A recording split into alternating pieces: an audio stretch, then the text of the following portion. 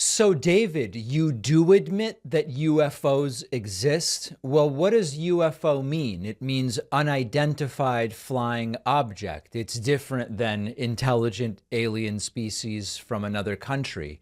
And yet another one of these UFOs has been shot down by the United States. Increasingly, the question is, what exactly are these? The latest claim is they are in the balloon category generally, similar to that first surveillance balloon believed to be from China that was shot down off the coast of South Carolina, but not exactly the same. And it is still early days and we are trying to gather information. So let's go to what we know and what took place. CNN reporting on Saturday, U.S. jet shoots down unidentified object over northern Canada.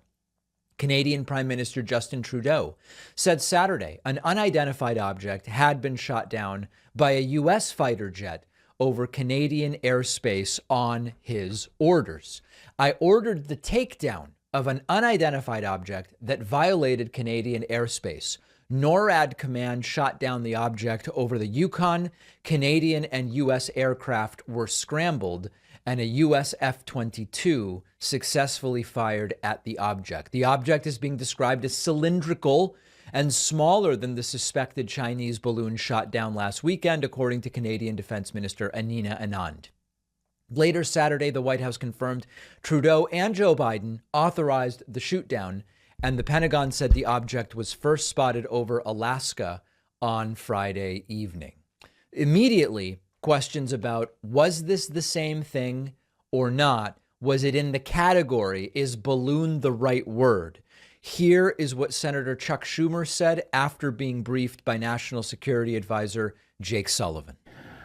Until they get that comprehensive analysis, however, we have to look at each balloon individually. Were these and see balloons what Friday and done. Saturday night? They believe they were, yes, but much smaller than the first one. Both of those, one over Canada, one over Alaska, were at 40,000 feet. Immediately, it was determined that that's a danger to commercial aircraft. Yeah. So there are sort of conspiracy types who are saying, wait a second, cylindrical object is very different than balloon. Everybody is lying to us. Right now, I have no reason in particular to think anybody is lying to us, but we do need more information, of course. We also have now been presented with the claim from China that the United States has done the exact same thing 10 times. There is a CNN article from this morning. China accuses U.S. of illegally flying balloons across its airspace. China has accused the U.S. of illegally flying high-altitude balloons into its airspace more than 10 times since January 2022, claims that drew an immediate rebuttal from the White House. We'll hear that rebuttal in a moment. As bilateral tensions flare in the fallout from the Chinese balloon that was shot down by American fighter jets after traveling across the continental U.S. Let's look at a clip here of the National Security Council's John Kirby, very clearly just denying that the U.S. does the same thing. Take a listen.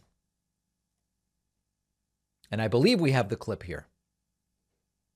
Do we have the clip? Let's see. I love having clips.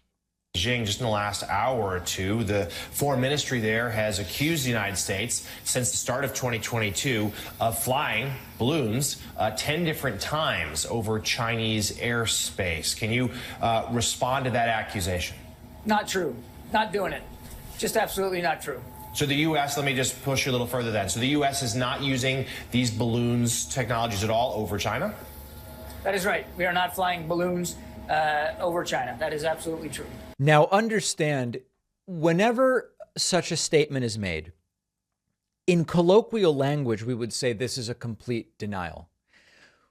If you want to play these cynical games, which are very often accurate, right? I mean, we call them games, but there's a reason we play them. There's a couple critical words there, balloons and over China. His statement, and I hate that this is the way stuff is communicated these days. I am not arguing that such a thing is or isn't taking place. His statement is balloons aren't being flown over China. Could balloons be flown off the coast of China and he wouldn't be lying? Yeah. Could there be something other than a balloon flown over China? And he wouldn't be lying. Yeah. So again, you always want to pay really close attention to the language that's being used. I'm not suggesting one thing or the other. We're just kind of parsing through it. Okay. And then lastly, then, just as will that viewpoint be expressed directly to Beijing beyond here on the friendly confines of Morning Joe? When do the next conversations start between Washington and Beijing over a matter that's clearly inflaming tensions between the two countries? Well, 2 points there, Jonathan. First of all, we still have diplomatic relations with China. We still have an embassy there. It's not like all communications between us and the PRC have shut down. Obviously, there are certain vehicles, like military-to-military vehicles, which are not open to us right now, and that's unfortunate. But we do have the ability to communicate directly with Chinese leaders, and we have. Okay, so relations are still ongoing, although Kirby says we are absolutely not doing the same thing. So a couple different things going on here. Number one, do we want to and should we figure out what exactly these unidentified flying objects are? Of course we should. Is it likely that at this point, official sources know more than they are saying publicly? Absolutely. Is it likely that the U.S. is doing equivalent surveillance in China to what China is doing in the U.S.? Of course, it might just take different forms. This is what countries do. It applies to Russia. It applies to many different countries. And lastly, at this time, do you have any reason to believe that these are intelligent aliens? We do not. And of course, I am mathematically and statistically open to the possibility of intelligent life out there in the universe. Do I believe it is these objects that represent that? I have no reason whatsoever to believe that that's the case. Are you tired of the same old off-the-shelf grocery store honey? Look no further than Manukora, our sponsor. The honey is made by bees that pollinate the native manuka trees in the remote forests of New Zealand. It gives it a unique, dark, rich, delicious flavor that you won't find in any other honey. It is 100% raw. If you look at it side by side with regular boring honey, you can see the difference. I've got my honeys next to each other on the counter and it looks very different. Manukora is also responsible and sustainable. All Manukora honey is harvested using traditional methods, so you can enjoy your creamy caramel honey, knowing that the production was easy on the bees and on the planet. It's a perfect natural sweetener. I've been adding it to my tea and my toast, but because of the amazing complex flavor, I find myself using it in things I didn't even put honey in before, like oatmeal and yogurt and smoothies.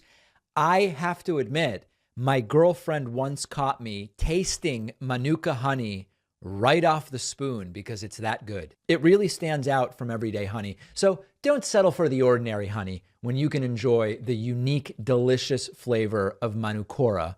Go to manukora.com/Pacman and use the code Pacman for a free pack of honey sticks. Very nostalgic to when I was a kid. With your order, a $15 value. Taste the difference for yourself. The link is down below.